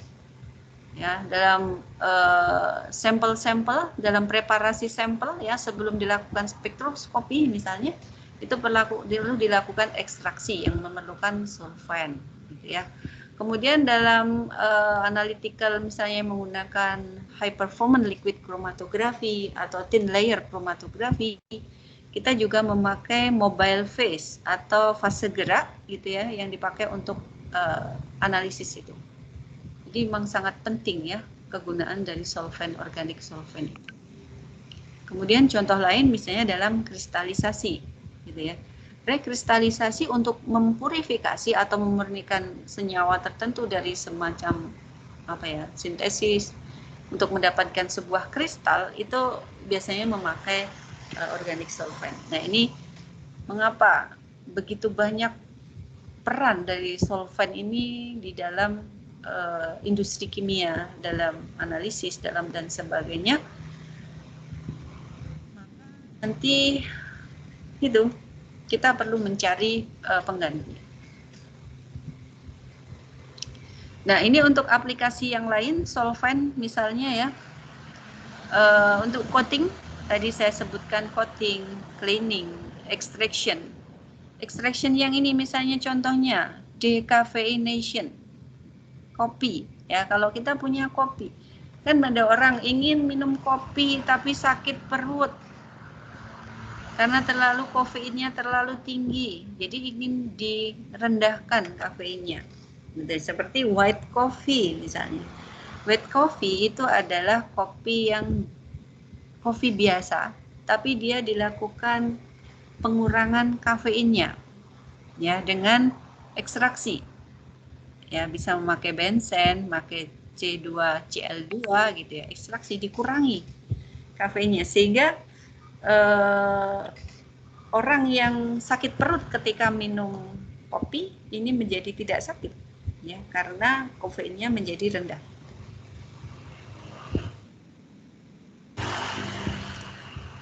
Kemudian ini gambaran bahwa solvent sebagai medium untuk reaksi, gitu ya. Ini sangat penting sekali ya. Misalnya untuk ini menyamakan fase. Jadi kalau kalian ingin melakukan suatu reaksi kimia, gitu ya, yang satu raw materialnya atau reaktannya yang satu itu bentuknya padatan, yang satu bentuknya larutan, liquid, gitu ya, atau sama-sama padatan, dua-duanya padatan. Kalau reaksi kimia, apakah terjadi nggak itu kira-kira? Susah kan? Karena kan reaksi kimia itu terjadi kalau ada kolisi ya antar molekul, gitu ya. Nah, biasanya molekular size itu bisa terbentuk kalau dia dalam bentuk larutan, sehingga sama dikasihkan solvent, sehingga fasenya sama-sama liquid, sehingga reaksi akan mudah terjadi. Gitu. Itu salah satu fungsi dari solvent dalam reaksi. Ya, kalau sama-sama puder gitu ya, nah itu nggak bisa, itu reaksinya tidak akan berjalan dengan baik. Mungkin bisa, tapi sangat lambat sekali. Kalau reaksinya sangat lambat, tentunya kan akan sangat membutuhkan energi yang luar biasa. Dan itu pemborosan. Selain itu, solvent dipakai sebagai kontrol energi, ya, mengontrol energi. Misalnya reaksinya adalah eksotermik. Misalnya eksotermik, jadi dia reaksinya itu menghasilkan panas, ya, mengeluarkan, memancarkan panas. Kalau di sekelilingnya tidak ada solvent, wah itu reaktornya bisa meletus gitu ya. Jadi dia bisa menangkap, ya, gitu, menangkap atau kayak mendinginkan dan sebagainya, menyeimbangkan di dalam proses reaksi itu. Kemudian ini juga untuk tadi saya sebutkan sebagai efisiensi mixing dan stirring. Jadi kalau untuk reaksi kan terbentuknya reaksi itu kalau ada kolisi. Kolisi itu terjadi kalau ada pertemuan antar molekul. Nah, ini kalau bentuknya puder semua, di mixing, di stir, dicampur itu ya susah campurnya gitu. Tapi kalau bentuknya liquid, ya dikasih solvent itu tentunya akan lebih mudah. Ataupun bisa juga sebagai reagentnya sendiri, gitu ya. Ini kegunaan solvent sebagai dalam ekstraksi, gitu ya. Betapa pentingnya, gitu ya. Gitu ya.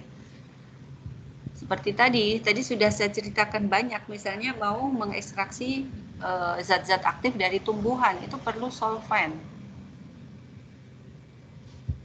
Gitu ya. Atau untuk bersihkan atau purifikasi itu perlu solvent, rekristalisasi dan sebagainya. Oke. Nah, problem apa sih yang selama ini kita hadapi gitu ya dengan adanya volatile organik karbon, ya, termasuk dalam solvent itu. Secara langsung itu ini ya, sebenarnya tergantung dari VCO-nya dan tergantung dari metode dan durasinya, gitu ya. Nah, ini kalau misalnya ini bisa menyebabkan teratogenik. Teratogenik itu bayi yang dilahirkan cacat, gitu ya. Atau karsinogenik ya, CHCl3 atau kloroform itu sangat karsinogenik, gitu ya.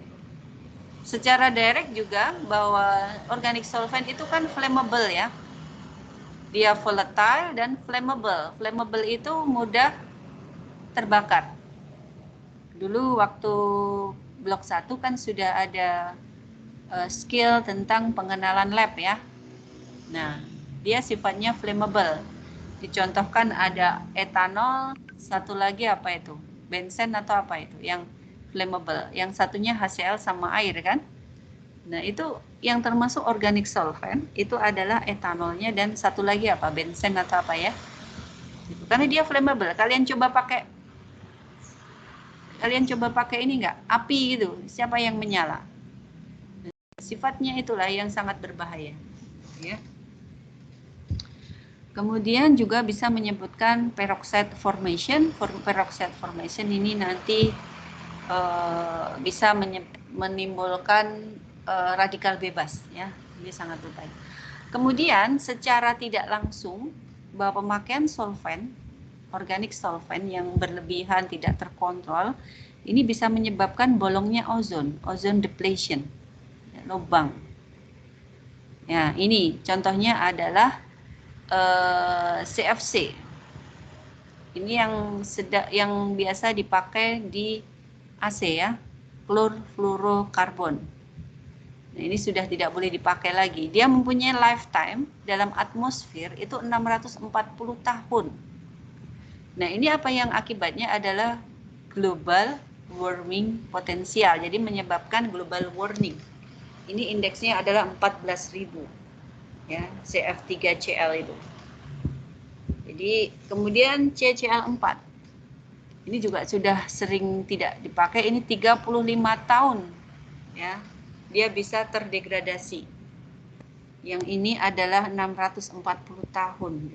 Yang ini mending ya, kita mungkin masih bisa nemoni gitu ya. Kalau ini 640 tahun, itu kan satu buah kerajaan apa itu zaman dulu gitu ya.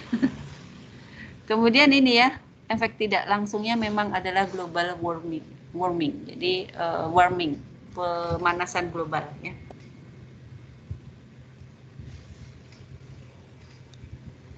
Kemudian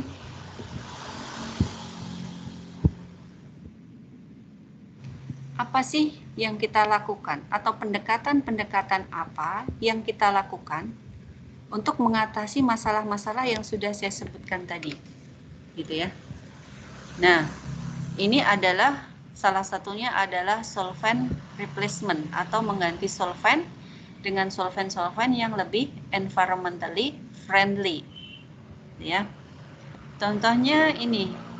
Dan apa ya, contohnya kalau bisa nanti menggunakan air gitu ya, tapi nanti tentunya juga tidak semudah itu gitu ya. Nah, ini beberapa pendekatan ya, current approach to solvent replacement. Ini adalah suatu hal yang tidak simple ya. Misalnya kalau reaksi itu bisanya memakai pelarutnya apa ya, etanol diganti air, belum tentu reaksinya akan terjadi. Nah, ini perlu research lagi gitu ya. Prosesnya cukup panjang. Sudah adzan.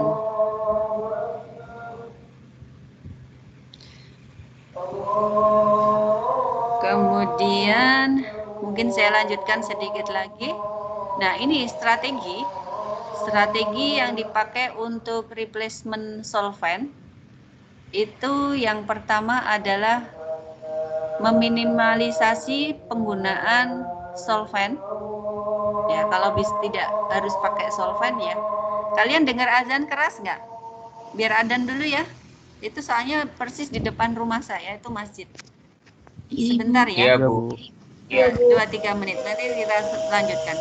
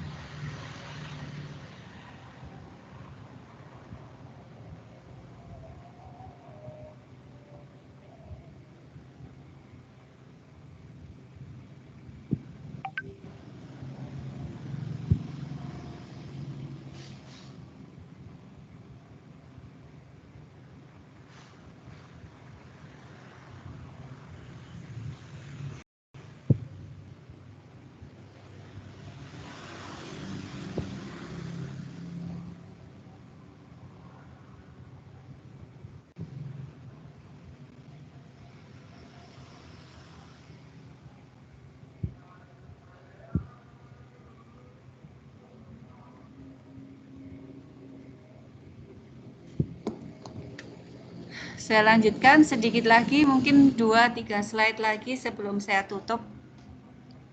Jadi bagaimana sih strateginya untuk menghindari masalah-masalah tadi ya? Nah, kita mencari alternatif-alternatif, misalnya sekarang adalah dengan avoid or minimize solvent in the first place. Jadi kalau memang suatu proses itu tidak perlu menggunakan solvent, maka kita hindari. Tapi kalau tetap harus, kita minimalisasi. Kemudian menggunakan less toxic solvent, jadi memakai solvent yang kurang toksik gitu ya. Kemudian use renewable solvent, jadi memakai solvent yang bisa diperbaharui gitu ya, bukan dari solvent-solvent yang turunan dari petrochemicals ya. Kemudian misalnya solvent yang renewable itu solvent-solvent yang mudah terdegradasi ya, terbuat dari misalnya dari ekstrak apalah gitu ya, tumbuhan atau apa gitu, itu lebih mudah terdegradasi dan bisa diperbarui gitu ya. Atau ini menghindari VCO, volatile organic compound solvent ya, solvent dengan titik uap yang rendah itu kita hindari ya. Kita pakai yang boiling point-nya lebih tinggi sehingga menghindarkan VCO gitu ya, volatile organic compound. Nah, ini dalam sintesis kimia penggantian solvent tidak semudah yang kita bayangkan tinggal diganti, tidak, karena kita tadi sudah belajar di awal bahwa solvent itu ada sifatnya like dissolve like. Kalau dia tidak dissolve ya sudah, dia tidak bisa menggantikan begitu ya. Kemudian ini masalah-masalahnya misalnya dengan rate of reaction ini juga akan terganggu gitu ya. Kemudian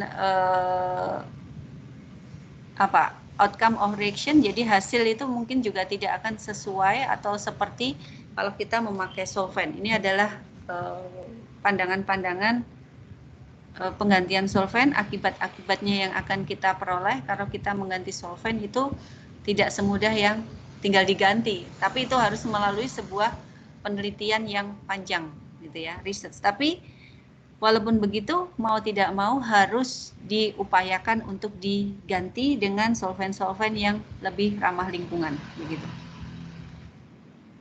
Nah, ini untuk saat ini current approaches to solvent replacement in the synthetic chemistry, gitu ya. Itu yang pertama, misalnya kalau bisa tidak pakai solvent, ya kita hindarkan solvent. Kalau bisa pakai air, kita pilih air, gitu ya. Atau pakai karbon dioksida, gitu ya. Ini sekarang banyak dikembangkan, karbon dioksida ini dipakai untuk ini ya, pengganti solvent. Atau memakai ionic liquids. Ionic liquid itu adalah salah satu solvent juga yang lebih ramah lingkungan, gitu ya. Kemudian laktat ester, ini adalah suatu solvent yang terbuat dari jagung, gitu ya, fermentasi jagung, gitu. Kemudian fluorose phase reaction, gitu ya, ini salah satunya. Ini tentunya kita pertimbangkan keuntungan dan kelebihannya. Nah, di dalam chemistry, solventless atau pengurangan solvent ini sebenarnya sudah ada sejak beberapa tahun yang lalu, gitu ya, hubungannya dengan ini masalah-masalah yang akan dihadapi, misalnya efisiensi mixing, ini akan menjadi problem kalau solventnya dikurangi, gitu ya. Ini sudah menjadi riset yang sejak lama sudah dilakukan. Seperti saya melakukan sintesis gamma futon O. Gamma futon O itu adalah suatu senyawa turunan kurkumin yang kita sintesis dengan menggunakan vanilin dan aseton, ya. Minyak cat dicampur dengan vanilin, dicampur dengan katalis HCl, akan terbentuk gamma futon O. Nah, dari proyek ini sudah meluluskan berapa? 9 orang kakak kelas kalian dalam proyek itu. Ya, ini saya dulu melakukannya dengan solvent etanol. Untuk saat ini saya sedang melakukan riset menghilangkan solvent etanol itu, tapi saya menggunakan microwave untuk membantu terjadinya reaksi. Tapi problem lain itu tadi yang ditanyakan, mungkin kalau ini large scale, jadi skala besar, itu akan susah kalau tanpa solvent. Jadi memang masih dalam solventless ini masih banyak penelitian-penelitian yang harus dilakukan untuk mendapat pengganti solvent itu, ya.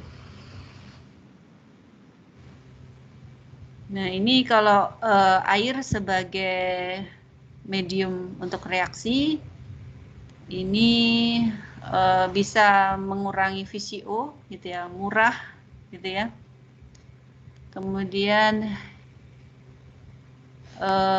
tapi ini masalahnya misalnya low solubility, misalnya kita melakukan suatu reaksi organik, gitu ya, senyawa organik, kalau pakai air tentunya tidak akan bisa, gitu, karena dia tidak bisa larut, ya. Senyawa organik itu tidak bisa larut dalam air. Kemudian kadang-kadang tidak bisa kompatibel, bercampur dengan reagentnya, ya. Selain itu, untuk membersihkan sampah atau limbah yang tercampur dengan air itu justru juga sangat susah, gitu ya. Seperti riset saya dulu, ya, saya itu mendapatkan S2 dan S3 saya itu saya mengolah limbah, ya, yang ada di dalam air, gitu. Nah, ini prosesnya berapa tahun saya eksperimen, gitu ya, 2,5 tahun gitu saya eksperimen di dalam lab untuk bisa menghancurkan limbah dalam air itu waktu S3. Kalau S2 saya melakukannya sampai 2 tahun, ya, begitu. Jadi ini clean up of aqueous waste itu more difficult, ya, sangat susah dibandingkan dengan waste yang tidak tercampur air, gitu. Seperti limbah sampah yang menggunung tinggal dibakar saja, tapi kalau limbahnya itu masuk bersama air sungai, nah itu susah sekali, gitu ya. Oke. Nah, ini adalah karbon dioksida, itu yang saya sebutkan tadi ya. Karbon dioksida itu sekarang banyak dikembangkan, tapi masih banyak riset ya. Di sini karbon dioksida itu bisa diubah dalam bentuk apa ya? Dalam bentuk liquid ataupun dalam bentuk gas, gitu ya. Itu berdasarkan suhu dan tekanan. Jadi nanti ada apa ya, ekstraksi menggunakan karbon dioksida. Nah, tapi nanti kondisinya adalah dalam kondisi superkritikal. Nah, ini kalau kalian tahu critical point-nya di sini ya, di mana suhunya cuma 31 derajat Celcius, tapi pressure-nya atau tekanan itu adalah 74 bar. 1 bar itu 760 mm Hg. Kalau 74 bar itu ya tinggal dikalikan gitu ya. Seperti itu. Jadi suhunya tidak harus tinggi, tetapi tekanannya sungguh sangat besar. Nah, di situ CO2 itu nanti akan bisa dalam bentuk superkritikal. Dia di antara tengah-tengah antara liquid dan gas gitu. Jadi dia nanti bisa mengekstraksi gitu. Nah, penggunaan CO2 itu sekarang sudah dipakai untuk dekafeinisasi kopi ya. Sekarang sudah tidak memakai pelarut-pelarut organik lagi gitu ya. Untuk mendekafeinisasi kopi gitu ya, sehingga kita bisa minum kopi dengan tanpa sakit perut dan tanpa khawatir tercampur oleh senyawa pelarutnya gitu ya. Nah, ini adalah keuntungan-keuntungan yang dimiliki oleh CO2 dalam kondisi superkritikal tadi ya, superkritikal. Itu kalau di udara biasa dengan tekanan rendah kan CO2 bentuknya gas ya. Tapi kalau dikasih tekanan 74 bar, dia akan menjadi bentuk tengah-tengah gitu ya, antara gas dan cairan gitu, sehingga dia bisa mengekstraksi. Begitu diturunkan tekanan, CO2-nya keluar, ekstraknya kita dapat gitu ya. Gitu. Dan dia inert. Ya, inert terhadap oxidation process ya, dan resisten untuk reduction process. Ini beberapa keuntungannya. Nah, ini beberapa problemnya gitu ya. Nah, kita bisa memakai CO2 murah, bisa kita peroleh dari mana, tapi untuk menjadikan dia supercritical ya. Ini ya, compression of CO2 dengan tekanan 74 bar itu membutuhkan energi yang cukup banyak. Gitu ya, kita memerlukan energi lain gitu ya. Jadi memang ini adalah dalam proses-proses untuk proses replacement atau penggantian solvent tradisional. Ini juga pemakaian CO2 di teknologi yang lain gitu ya. Misalnya di dalam solvent untuk coating aerospace part ya. Ini itu untuk refrigerant juga seperti itu. Ya, tadi saya ceritakan untuk dekafeinisasi kopi itu memakai supercritical condition dari CO2.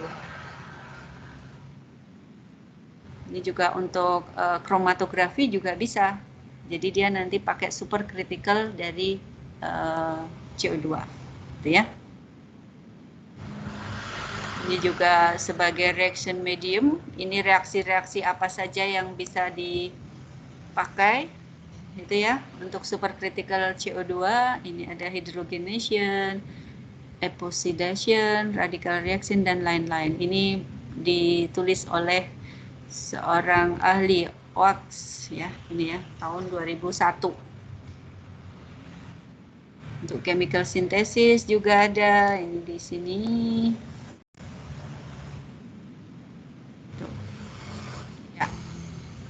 Kita tidak tahu, mungkin nanti di bulan ya adanya CO2 mungkin kita bisa di sana dengan CO2. Mungkin seperti itu yang bisa saya sampaikan untuk kuliah ini. Apakah ada pertanyaan? Saya di blok 2 cuman 2 jam ini. Begitu, waktunya sudah habis. Saya harus segera untuk rapat juga. Mungkin saya tutup dulu ya. Terima kasih. Mungkin begitu. Saya pamit, boleh ya? Baik, Iya, Bu. Terima kasih, Bu. Kita. Saya pamit. Assalamualaikum. Selamat belajar. Waalaikumsalam. Terima kasih, Bu. Ya, jaga kesehatan ya. Ibu juga Ya, ya. Bu. Bu. Assalamualaikum. Pamit. Living ya.